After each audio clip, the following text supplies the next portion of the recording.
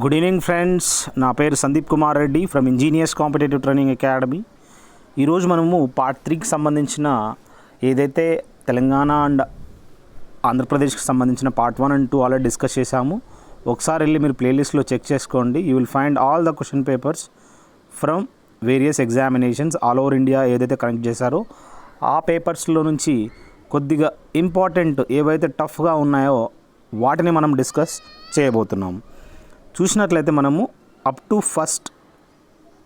First bit నుంచి 60 bits వరకు 30 questions discuss చేసాము. వెళ్ళి మనం ఫస్ట్ అండ్ సెకండ్ పార్ట్ చూసుకోండి.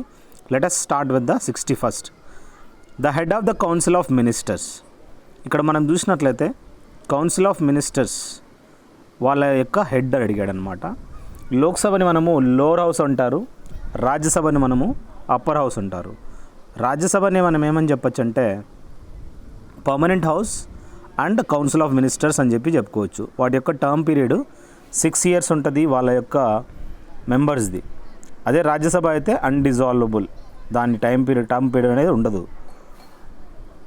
ప్రతి 2 ఏళ్ళకి ఒకసారి 1/3 ఆఫ్ ద మెంబర్స్ అనేది ఈ విధంగా చేంజ్ అవుతూ ఉంటారనమాట. మ్యాక్సిమం ఎంతమంది ఉండేది అంటే 250 మంది.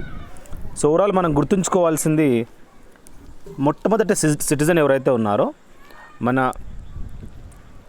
ప్రెసిడెంట్ అతనైతే కాదు, ఇక్కడ ప్రైమ్ మినిస్టర్ అనేది ఆన్సర్ అని చెప్పుకోవచ్చు. Next Lok Sabha speaker at present ఎవర్రా అంటే ఓం బిర్లా ఉన్నాడని చెప్పుకోవచ్చు. అదేవిధంగా ఇంకా మనము లోవర్ హౌస్ చూసినట్లయితే దట్ ఈస్ లోక్సభ అన్నమాట. ద ఫారిన్ ట్రావెలర్ ఎవర్రా మొట్టమొదటిసారిగా ఇండియాకి రావడం జరిగింది అంటే మెగస్తనీస్, చాలా ఇంపార్టెంట్. ఇతను చంద్రగుప్త మౌర్యుని కాలంలో రావడం జరిగిందనమాట. అదే మనం చూసినట్లయితే చైనీస్ ట్రావెలర్ ఎవర్రా వచ్చారు అంటే ఫాహ్యాన్ అని చెప్పుకోవచ్చు. అక్బరు కాంటెంపరీగా బీర్బల్ ఉండేవాడు, సంబంధమే లేదు. అల్బెరూని కానే కాదు. Babur founder of Mughal emperor అనమాట. సో ఓవరాల్ ఇక్కడ మనం గుర్తుంచుకోవాల్సింది మొట్టమొదటి ఫారిన్ ట్రావెలర్ ఎవరు అని అంటే మెగస్తనీస్ అని చెప్పుకోవచ్చు. ఇంకా మనకి చాలామంది ఫారిన్ ట్రావెలర్స్ ఉన్నారు. You can directly go through playlist. ఇక్కడ చూసినట్లయితే Akbar proclaimed a new religion. ఆ రిలీజన్ పేరు ఏంట్రా అంటే దిన్ ఈ ఇలాహీ. 1581లో against the orthodoxy and bigotry priests ఎవరైతే ఉన్నారో Birbal was the only Hindu ఆ టైంలో ఉండేవాడు. Followed this new religion that is they pray fire and sun. ఆ టైంలో ఫైర్ మరియు సన్ని ప్రే చేసేవాళ్ళు అనమాట. సో ఓవరాల్ ఇతను ఒక న్యూ రిలీజియన్ని దిన్ ఈ ఇలాహీ అనే రిలీజియన్ని ఇతను ఫార్ములేట్ చేయడం జరిగింది. ఎవర్రా అంటే అక్బర్ అనమాట. Which among the following is India's oldest dynasty అని అడిగాడు. ఏ డైనాసిటీ అయితే ఇక్కడ ఇచ్చాడో దాని ప్రకారం మనం చూసినట్లయితే మౌర్య డైనాసిటీ అనేది ఓల్డెస్ట్ అని చెప్పుకోవచ్చు. ఇది చంద్రగుప్త మౌర్యుడు ఫౌండర్ ఆఫ్ మౌర్య డైనాసిటీ అని చెప్పుకోవచ్చు. Grandson of Chandragupta Maurya ఎవర్రా అంటే అశోకుడు అనమాట. సో కళింగ వార్ ఏదైతే లాస్ట్ వార్ అతంది ఈ అశోకుడిది 261లో ఇది జరిగిందనమాట. ఈ కళింగ అనేది ఒడిశాలో మనం చూడొచ్చు. బుద్ధిజం అడాప్ట్ చేయడం జరిగిందనమాట. నాకు మీరు కామెంట్ సెక్షన్లో పెట్టండి అశోకుడి యొక్క గురువు ఎవరు,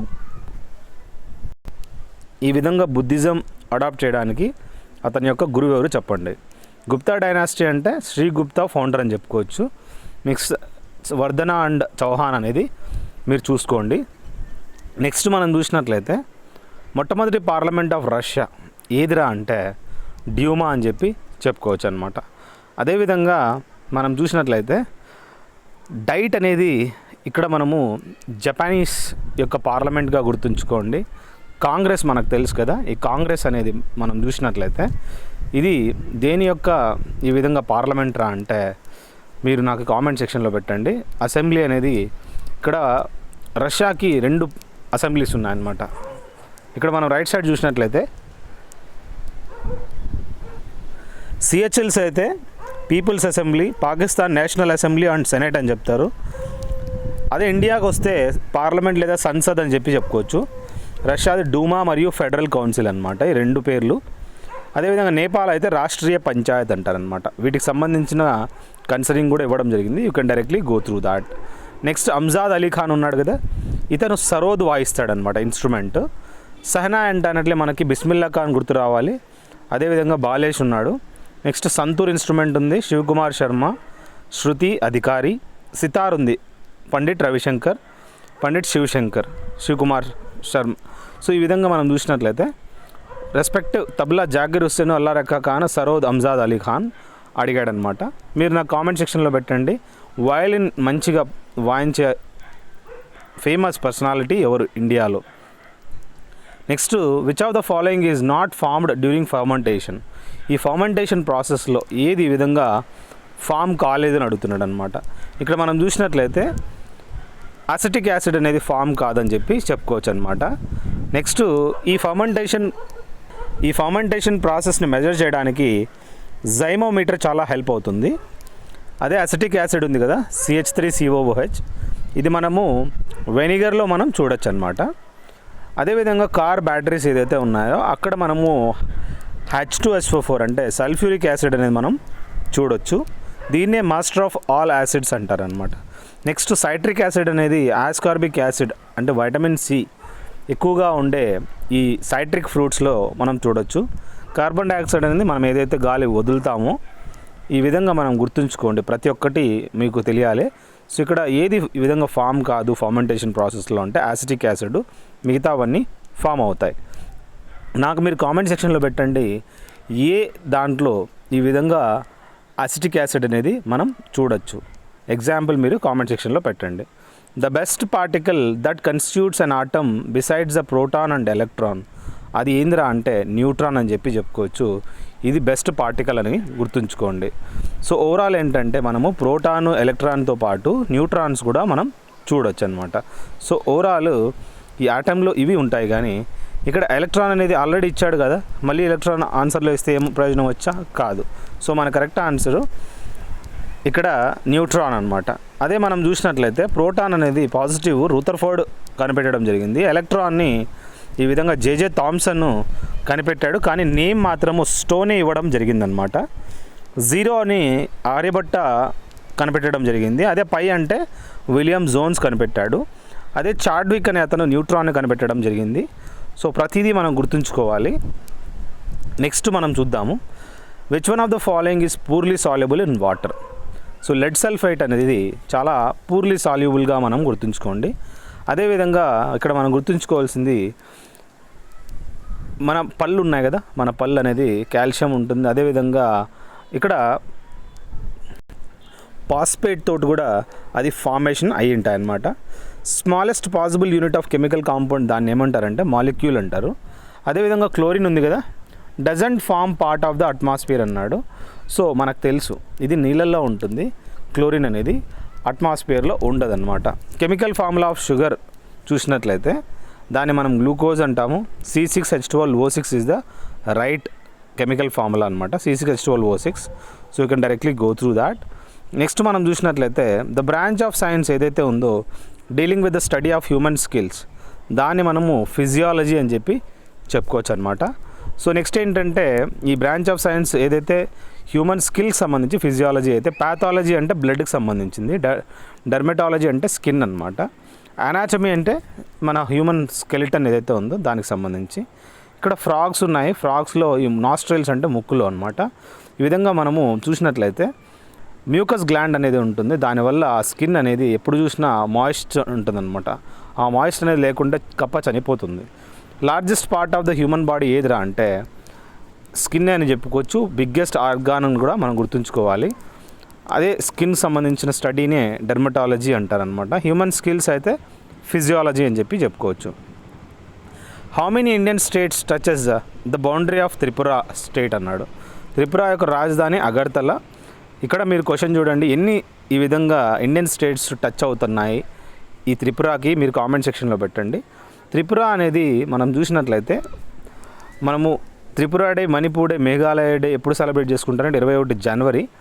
అదేవిధంగా కొన్ని మనం చూసినట్లయితే ఇక్కడ పండగలు ఉన్నాయన్నమాట. ఆక్స్ ఫెస్టివల్ అంటే ఇదేంటంటే ఆక్స్ అనేది ఇక్కడ జల్లికట్టు అనేది మనం చూసినట్లయితే ఎక్కడ సెలబ్రేట్ చేసుకుంటారు? ఇది తమిళనాడులో పొంగల్ ఫెస్టివల్ ఏదైతే ఉందో అక్కడ ఇది జరుపుకోవడం జరుగుతుందన్నమాట. ఓనం అనే ఫెస్టివల్ కేరళలో జరుపుకుంటారు. సో ఓవరాల్ ఏంటంటే కొన్ని క్వశ్చన్స్ అనేది రెలవెన్సీకి సంబంధించి మనం తెలుసుకోవచ్చు. ఇక్కడ మనం చూసినట్లయితే నాగాల్యాండ్లో హార్న్బిల్ ఫెస్టివల్ అనేది జరుపుకుంటారనమాట. First general elections under the Indian constitution was completed in the year.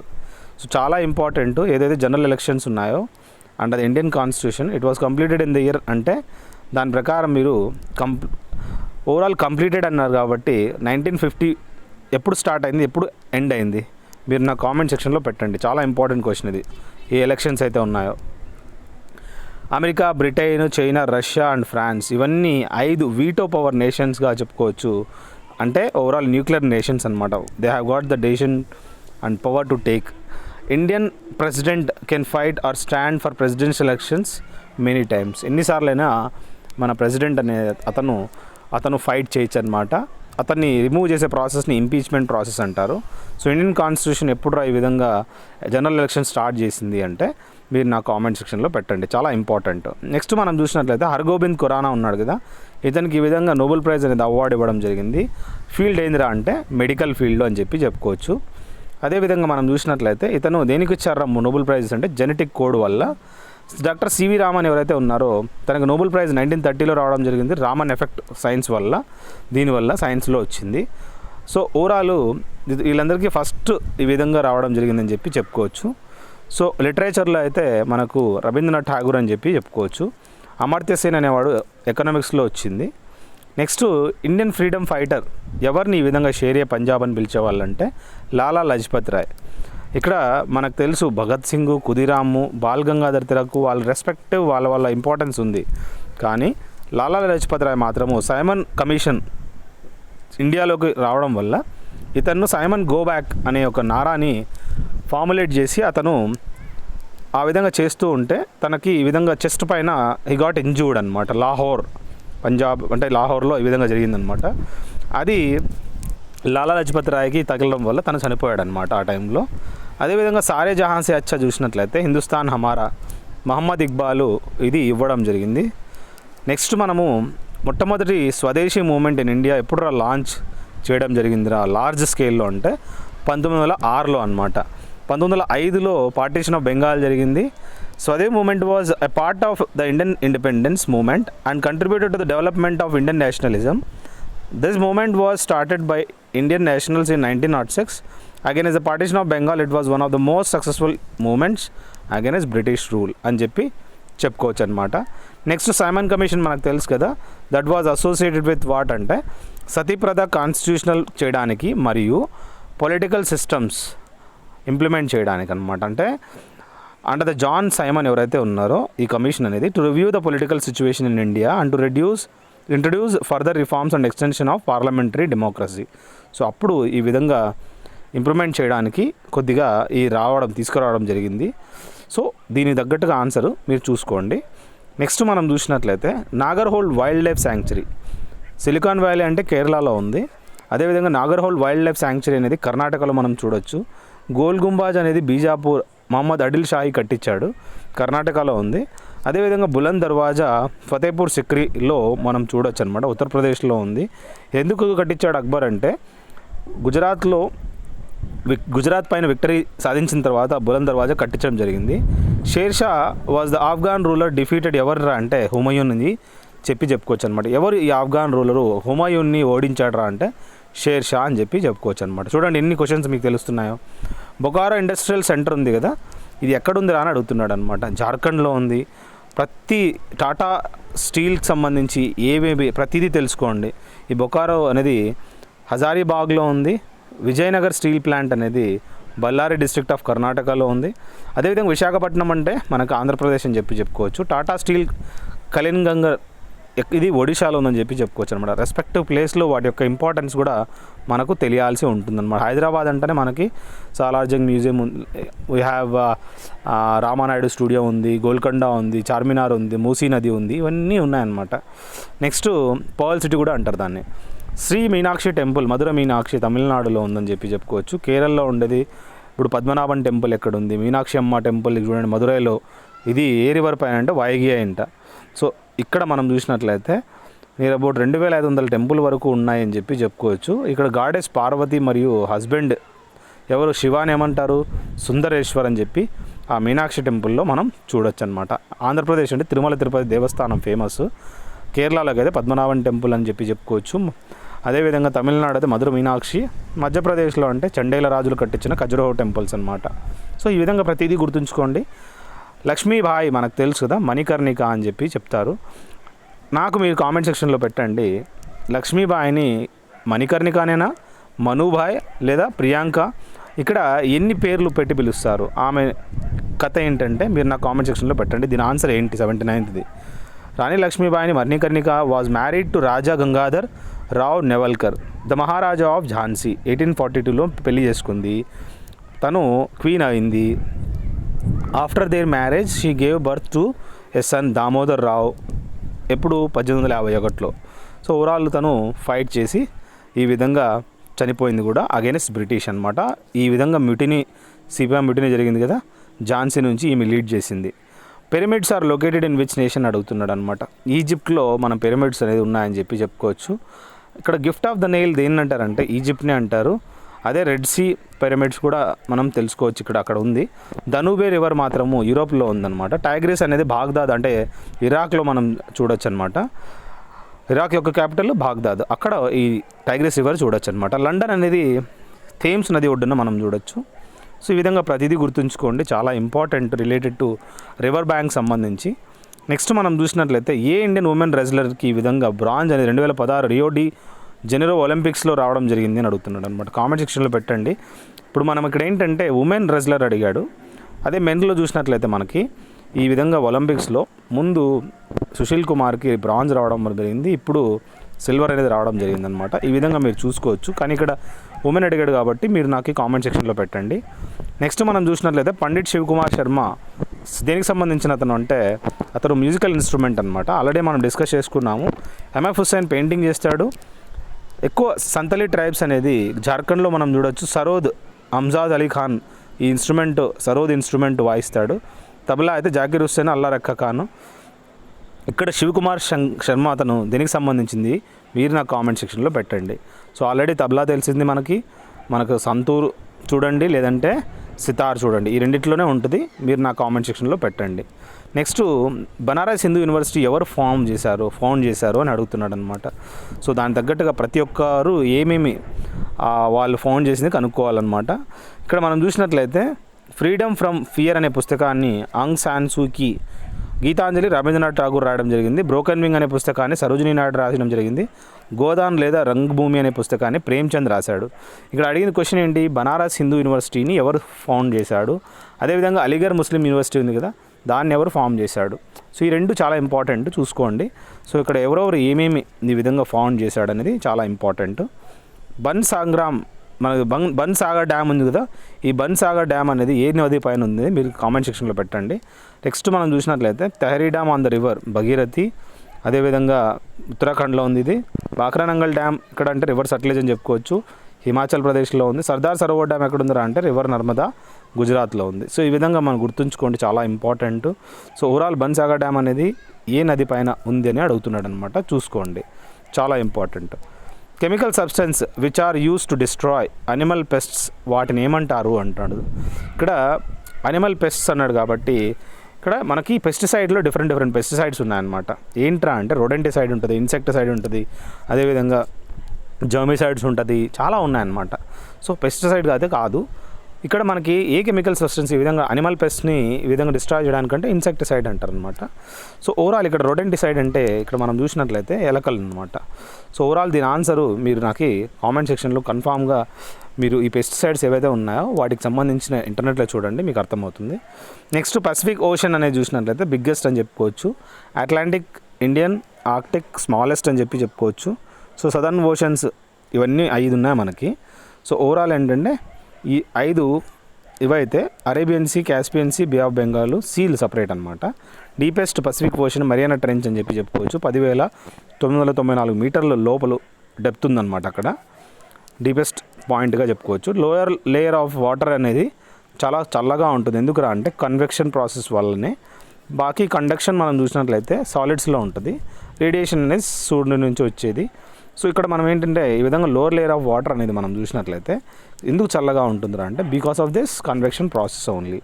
So కొన్ని ఏంటంటే కండక్షన్ ప్రాసెస్ ఏంటి, హాటర్ పార్ట్ ఏ విధంగా అయితే ఉందో from the solid part to other part అనమాట. సో ఆ విధంగా కండక్షన్ ప్రాసెస్ మనం చూసుకోవచ్చు. నెక్స్ట్ సోల్డరింగ్ అనేది మనకు తెలుసు కదా, సోల్డర్లో లెడ్ ఉంటుంది, 10 ఉంటుంది, 50% అనమాట. ఈ విధంగా వాటిని మెల్ట్ చేయడం వల్ల ఈ విధంగా మనము సోల్డరింగ్ చేయొచ్చు అనమాట. బర్మా అనేది ఎప్పుడు సపరేట్ అయింది ఇండియా నుంచి అని అడిగాడు అనమాట. సో బర్మాలో బుద్ధిజం ఎక్కువ అక్కడ. సో ఓవరాల్ మనం గుర్తుంచుకోవాల్సింది ఎప్పుడు సపరేట్ అయింది అనేది. అదే బెంగాల్ అడిగిన అనుకో 1905 అని చెప్పుకోవచ్చు అనమాట. Next Gandhiji gave the call to reject foreign goods during the time of. So అప్పుడు ఏం చేశాడంటే గాంధీజీ ఈ విధంగా ఫారిన్ గూడ్స్ని బాయ్కాట్ చేశాడనమాట. Boycott of foreign goods. ఇక్కడ మనము ఇండియన్ నేషనల్ కాంగ్రెస్ స్టార్ట్ చేయడం జరిగింది quit India movement of the failure of Cripps mission అనమాట. సో ఓవరాల్ ఏంటి మనం గుర్తుంచుకోవాల్సినది, ఈ విధంగా ఇండియన్ నేషనల్ కాంగ్రెస్ అనేది స్టార్ట్ చేశారు క్విట్ ఇండియా మూమెంట్ ఎప్పుడు క్రిప్స్ మిషన్స్ ఫెయిల్ అయిన తర్వాత. నెక్స్ట్ పూర్ణ స్వరాజ్ ఉంది కదా, ఈ పూర్ణ స్వరాజ్ అనేది declared as the goal of the Congress on December 1929 in the Lahore session అనమాట. ఇది పూర్ణ స్వరాజ్య అంటారనమాట. సో ఇది మెయిన్ గోల్ అనమాట.